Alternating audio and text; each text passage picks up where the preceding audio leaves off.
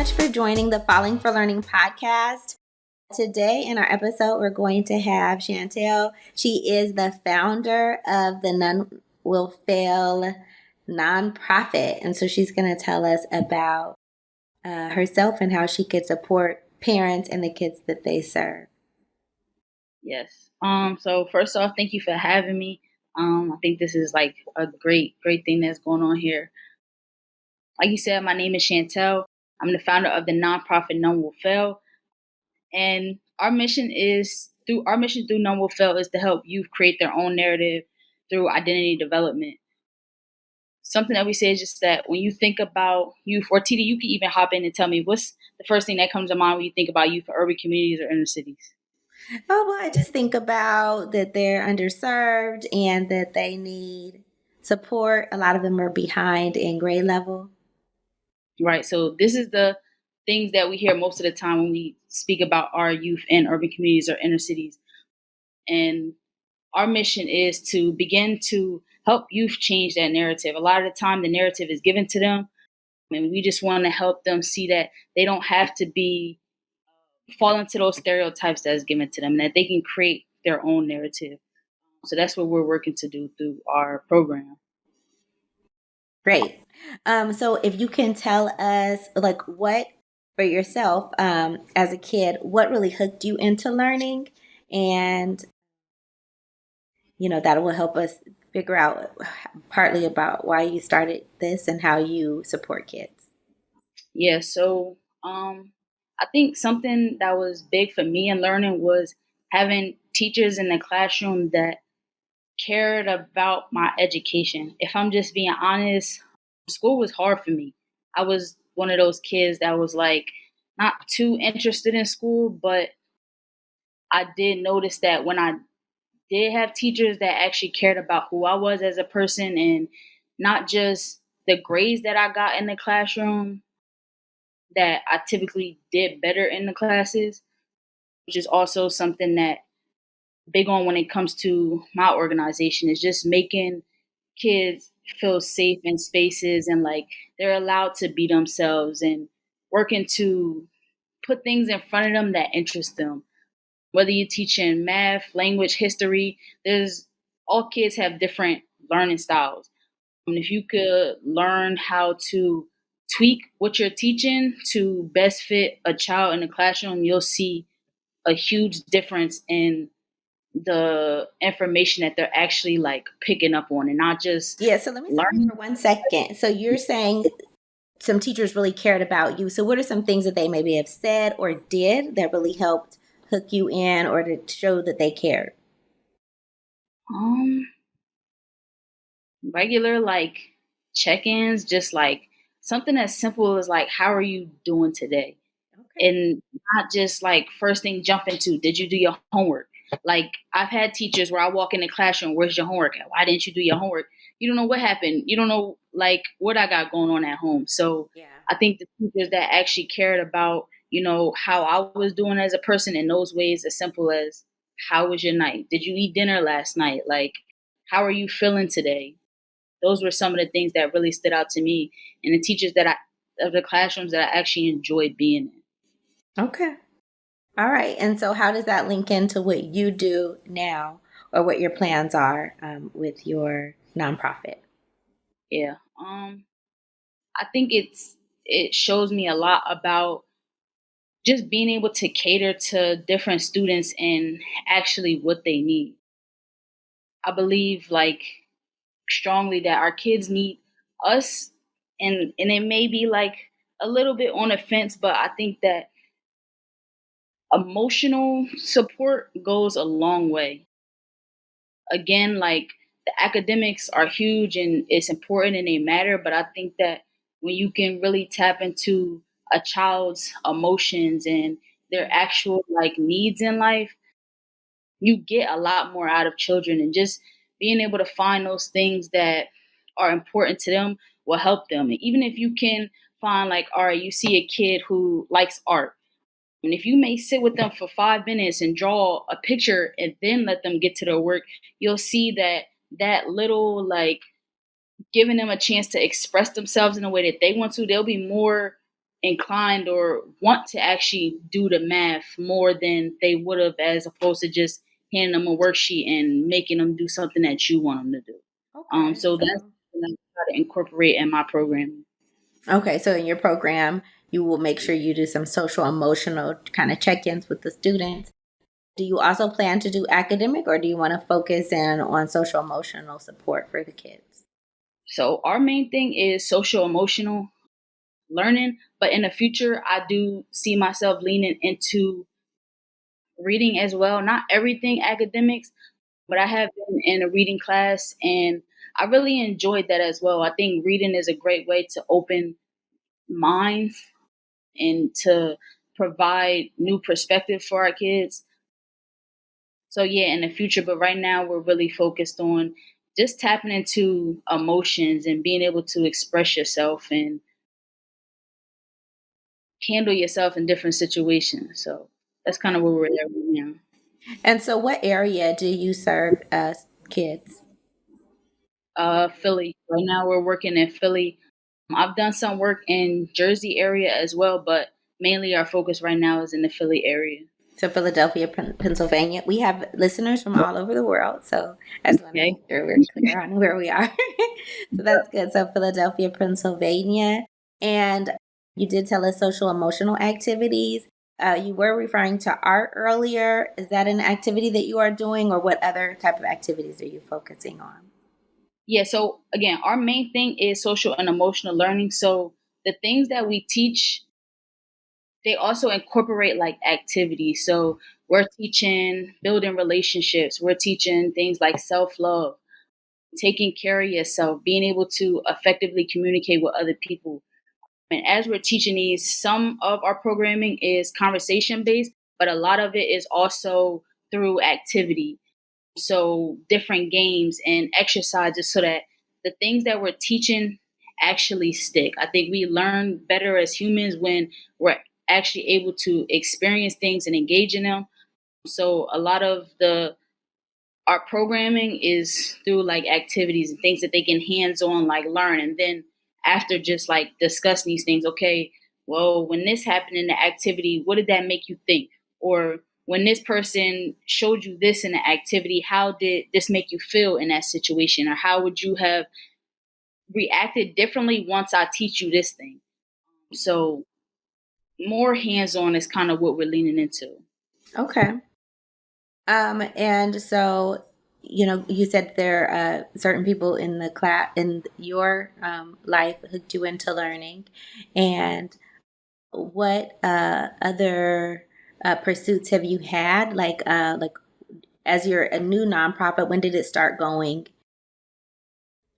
Can you tell us about like how you started your nonprofit and when it started? Yeah, so I started my nonprofit in 2019. And the name None Will Fail actually comes from the thought that none of our youth will fail if we all play our part. A lot of the times, again, the narrative that's given to our youth, especially in certain communities or that look a certain way, is not always positive. But even with the narratives not being positive, people always have opinions about the kids or they have a say, and like there's always something behind it, but very few times do you see people actually stepping up to do something or to what I like to say to actually like play their part. So that's where the naming comes from. None will fail if we all play our part. And a lot of these things are very like relatable to me because again, like I said, I was that kid that was kind of like overlooked in school or that people like labeled a lot of the times, but I don't think I was a bad kid. I was just always misunderstood. So I Okay, so understand. what were some things that were going on with you that caused that? So some issues, or do you remember or no? Yeah, I think there's a lot of different things that, happen that caused me to be the way that I am. Even when I think about myself to this day of just to what I was saying, I think I was just misunderstood. Like school wasn't really interesting to me. So when I was being told to, sit down and read this book, first I had a hard time even learning in school, which was a big thing that I didn't realize until maybe a couple years ago. that I really like, it was hard for me to retain information in school. So I was able to sit in the classroom and, as I got older, I was able to get decent grades, what I would call decent at least for how I was doing. But So tell I me more never, about that. You're saying what you would call decent. So you yeah, were saying it wasn't like honor roll or it was below that. Okay. no. Um, And so how was like where did you get supported home with it or was mostly you were so how did your parents deal with you with your grades or if you had problems with a teacher? yeah. So, well, when we talk about elementary school, we didn't get like A's and B's grades. We got like needs improvement or grades like letter grades like that, more based on behavior. And again, for me being someone who I could care less about school and I wasn't really even understanding or retaining the information, I always got needs improvements on my report cards.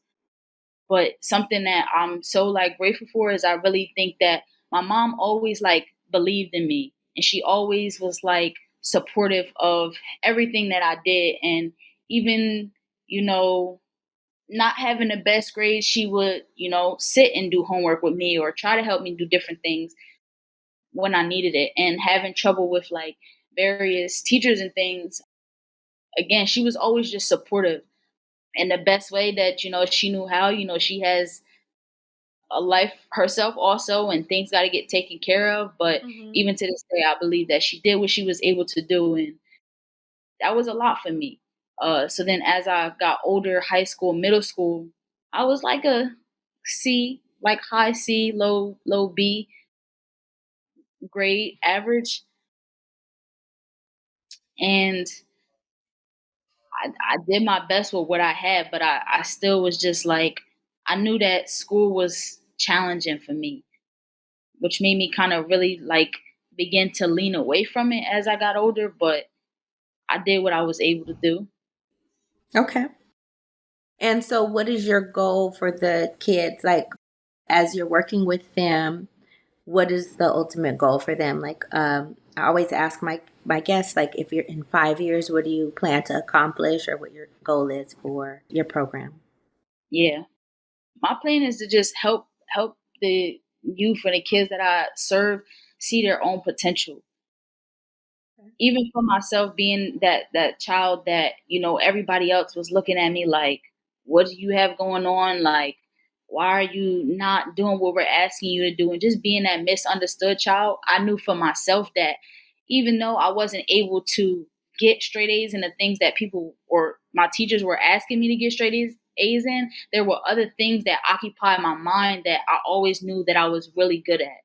And I knew from a very young age, like right from wrong. And just being able to think logically is something that I've been able to strengthen like now in my older age that really shines through. So now I see that like, all right, you don't have to do the things that everybody else wants you to do or to be exactly what everybody else wants you to be. But if you can find that thing for yourself that's like, this is my thing, whether that be art or whether that be Yeah. academics or sports, like if you can find that thing. Stop you for 1 second. So you were saying you found some gifts for yourself and you were able to realize it. Did someone else help bring them out? Or you like you mentioned what are some of those gifts that you found for yourself that you could share with the students that you would be working with? Um, I think I had to find those things by myself over time. Just becoming more and more self aware and really working through, developing myself and being able to find those things. And I think, you know, one of those skills for me is being able to speak in a way that is easy for other people to understand or to teach certain things that is easy for other people to grasp. I think I have a great skill of really like breaking things down to the simplest form, especially when it comes to like working with kids. Sometimes we try to use like big language and big things and it's hard for them to grasp it. But yeah, those are some of the things that I've kind of just like developed and really like honed into as I've gotten older. Okay. And that was helpful for you to kind of cultivated those yourself. And are you saying your mom gave you kind of like that space to learn. She didn't really. Sometimes parents get too harsh, or they're like really come down on kids hard if they don't do well in school. And sometimes we Yeah. equate that like doing well in school as being a good person or something like we give a value to it. And Hmm. it sounds like you still had a very supportive parent. She didn't try to equate your worth or whatever with that. So Yeah. My mom was very open to anything that I wanted to do, as long as it was like safe for me. She was mhm. open to me like trying new things, and something that she was big on. Once you start it, you commit to it, you got to do it. So that was one thing that was like, I don't care if whatever you want to try, go for it. But once you commit, like you got to stick it out until till the term is done. Hello, parents and caregivers. Join us every Wednesday for our Well Educated Wednesdays on Instagram Live from 5:30 to 6 o'clock. We will be getting your questions answered about how to get kids on track for learning and to stay on track for success. It's free, and you can ask any question that you would like. We're here to serve you and to make sure that you have the tools and strategies needed to make sure your kids are a success. And you can make sure that next generation is on a path to greatness. What kind of activities were you involved in? I played a lot of sport. I played soccer for a while in like elementary, middle school. Then I started playing basketball because my older sister was into basketball. Yeah, a lot of like sports. Sports was my thing coming up. Do you So think that would be something that you would help? You could somehow make an emotional connection with students through the sports, or more is it going to be like more like talking? Like, what are your gatherings like, or what's the flow of your program? so something that I would like to so I see that as two different questions. Hmm.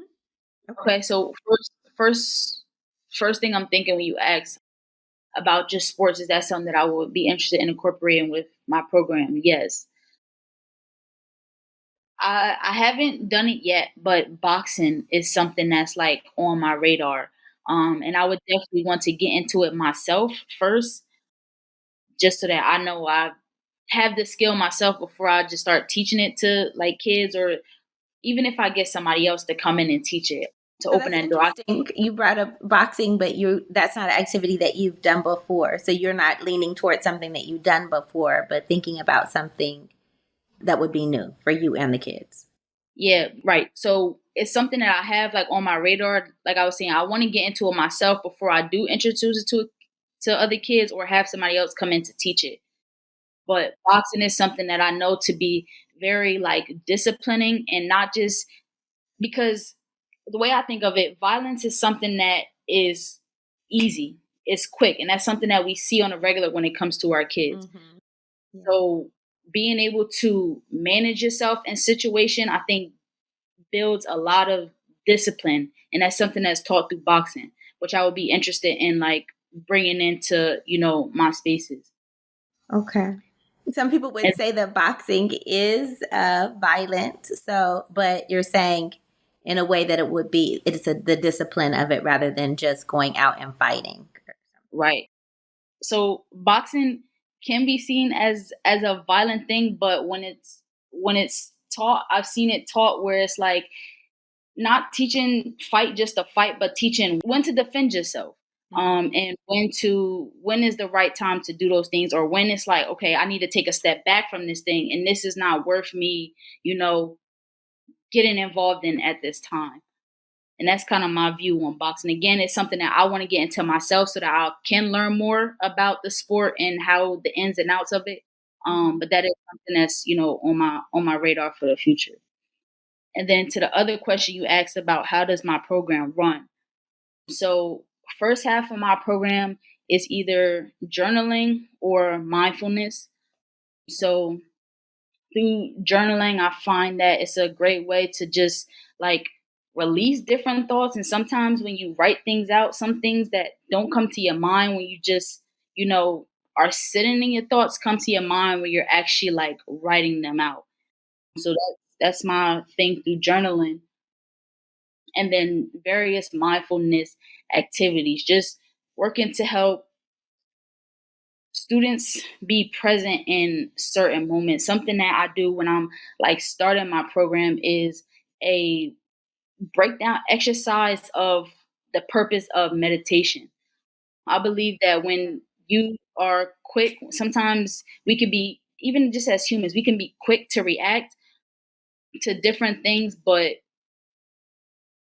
something I'm teaching is that, like, if you're able to pull yourself back from this situation and just kind of be where your feet are right now and present in this moment and be able to observe like quickly what's going on and be able to really like analyze the situation in the space that you're in, maybe this is not worth, my time. And maybe if I could just take a breath or observe something for a second and come down, I don't need to do this thing, because I'm a strong believer on, like, if you allow somebody to like get you mad, they have control over your life. Mm.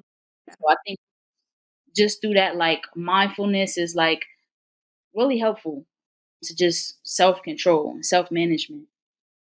So So when you were a kid, did you have any issues like that, like losing your yeah, temper, or someone making you angry? And then how do you share those, or like how do you incorporate that, your experiences, into when you're supporting your kids? yeah. So yeah, I was that child that was just like quick to act, and like tongue, my mouth was like a little wild. So like when things would set me off, it was like I would just gun. But something about me too was that, like, I've always had like a deeper understanding of certain things. So it wasn't, I didn't really find myself in like petty arguments or things, but it was really like a lot of my confrontation came from mostly like authority figures. So it was like, you're telling me something and I know that like you want me to do this thing, but this is not like the right for me. And I was good on picking up on things that's just like, you're using your authority right now, which is something for me that was just like, eh. So something that I do like teach the students that I serve is like, you gotta, even still, you gotta pick and choose your battles. Like, I understand that they may be using their authority right now, but you also have to be mindful in the way that you respond. You don't always have to like bite back to get back, if that makes sense. Yeah. Like, you've probably heard that thing where it hurts a little bit more when you don't say something than when you like barking back. Yeah.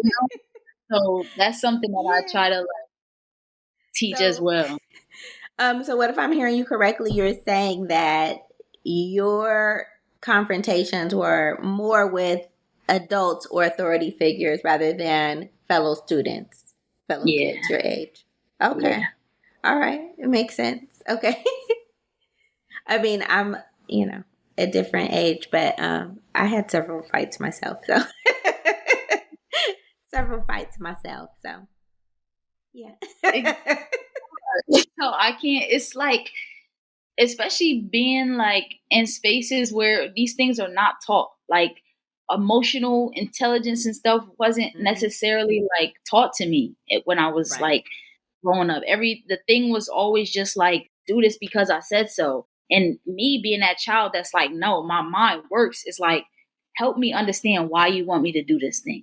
Like, you're telling me to do it, okay. But something like my spidey senses is going off and something is just doesn't make sense to me. So help me explain. A lot of the times people weren't able to explain or would get frustrated when you ask them to explain, which is something else that I They also want noticed of like, compliance. yes, and that was Just do hard for me. That was it. hard. It was very hard for me.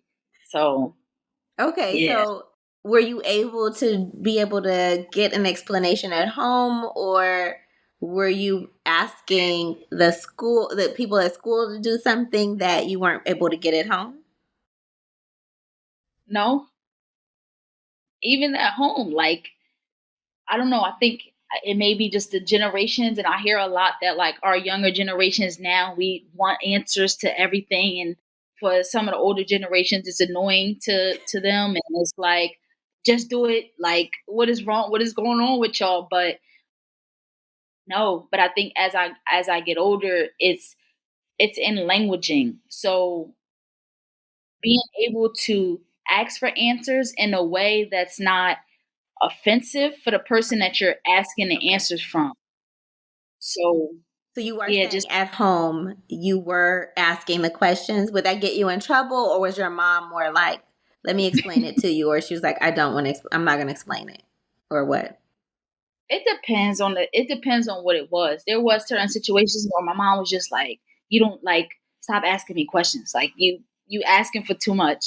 But there also was situations where she was like, "Because da da da da da."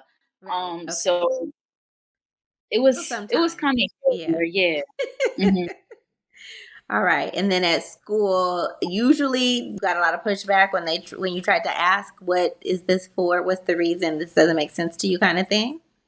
Yeah, I was labeled that defiant child in school because it was like, if you can't explain to me why you want me to, um, I don't know. I feel like it was just certain stuff in school that was like, this seems so pointless to me. And I'm sure there was also stuff at my young age, at my small age, I didn't know what was best for me all the time. So So you I wouldn't was do it. So just that was yeah, it. Like, you can't explain it. It doesn't make sense to me. I'm not doing it.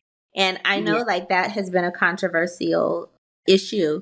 And my where I'm in the Los Angeles area, they actually banned that now from like you can't like suspend kids for being defiant.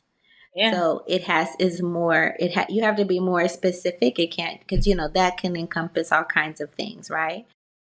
And they were finding it was being used, as a blanket kind of issue, and a lot of kids were getting mhm, suspended or whatever and in trouble. And then when they dig deeper, it wasn't really that deep, I guess. And so yeah, you really have to be more descriptive than that, and it has to be more than just saying, you know, they didn't comply with taking off their hood or something. right. It has to And be a bit deeper than that. So, what would happen with you? What was it like in your school? Like, okay, you're labeled defiant. I tell you to do something. I'm your teacher. You don't do it. And then what, I would be sending a notice to you to the office, or what does that look like? What's going on? basically just like calls home. But my mom was like, she she didn't understand, but she understood. Like she was that mom that was like, I got you, I'm on your side. So even like when teachers would call, I've had there was one incident, and this might be a little bit off topic, but there was one incident where a teacher said that I did something that made her cry. And I'm just like, and because I had like a reputation leading up to this, it flew. So I ended up having like, I had to have like a meeting with like the principal and the vice principal. Mom came in, and I was in fifth grade, and we had like a end of the year trip coming up to the pool. I remember this so clearly. And I was just sitting in the office across from, the principals, and they're like, well, the lady said that, Chantell did this and it made her cry. And they was like, Was we it want her something that to. you said, or it was something that you She said I said? flipped her off. She said I flipped her off. But till this day, I promise I did not. And I sat in his office and I'm like, I'm not apologizing because I genuinely like I didn't do it. So, And they Chantel, I just want to tell you, as an educator of over 20 years, that I'm sorry. It just sounds like the teacher's being fragile. It's not that you should have, if you did, you said you didn't. I didn't, promise but this day. even like that, the saying that it made her cry, I'm not really, I'm just going to say I'm not, sympathetic to that teacher about that. I'm not. Oh, I'm sorry. I'm not. You didn't call her you a name. If you flipped her off, it's something that kids do. That, not that they should do it, but her crying sounds more about her and not about you. So that's just from an educator. That from my professional perspective, I don't think so. I wouldn't have been. I wouldn't have been sympathetic to that. I've been like, cry in your room. I'm sorry. yeah, like I it was mean, crazy it to just me. sounds like fragility. And and that really, again, is about me, not about you as a little kid. How, eighth Yeah. grade? Fifth grade. elementary school in 5th grade. I'm like, what is going on? I wasn't So allowed to I'm go not on my feeling trip. sorry. Again, we're teachers are human. So she might have been going through something already, right? Yeah. Just because a teacher cries doesn't mean it's crying because the kids did something. It may be something going on at home in my relationship, in a family member or whatever. But I don't, yeah, I don't. So I just want to Yeah. say to 5th grade Chantell, I don't think so. I would I would not be sympathetic to that teacher saying that this made her cry. Something that I'm teaching though my kids as well though is like reputation. Because if I was, a better student Mm. leading up to that, then I probably would have, it probably You wouldn't have teach, been so made that's what you that teach your kids that you work with, like yes, that's true. And that is hard to overcome sometimes, the reputation. So that's good that you are teaching them that. big. I was I, I I'm was the sorry, that just wildest. made me laugh so hard. The teacher, the fragility of the teacher. And I don't want to ask any other question because I have another question I was going to ask about, but I'll ask you off camera about the teacher. Because I just think, no. Anyway, So okay, so you're we're gonna come to a close. I want to say, like, you know, our program, Falling for Learning, is for parents to make sure that they have their kids on track and they keep them to stay on track for success, right? And so I Mhm. want to see if you could make sure you give us your information, like where can they find you, parents, or if they could advocate for it to come to your school, for their school, or I don't know how else you might be interacting if you're like at a community or like a community center or something like that, like where they can find you, maybe advocate for you, reach out to you, anything like that. Yep. So you can find us on socials at None Will Fail. Then we also have a website at None Will Fail X2. And we do all types of program. We've been in schools. We've run our program in schools we've partnered with, and we're also working on getting into some after school programs or some youth organizations outside of schooling. So if you are interested in our programming or getting your kids involved in our programming, in October, we're going to be running our first program personally outside of the school. So please feel free to reach out, get your kids involved in the programming we're going to be doing. Again, we are in a Philly area. So if you're in Philly, please reach out to us, get your kids involved. You won't regret it. Okay, well, thank you so much for joining us here at the Falling for Learning podcast.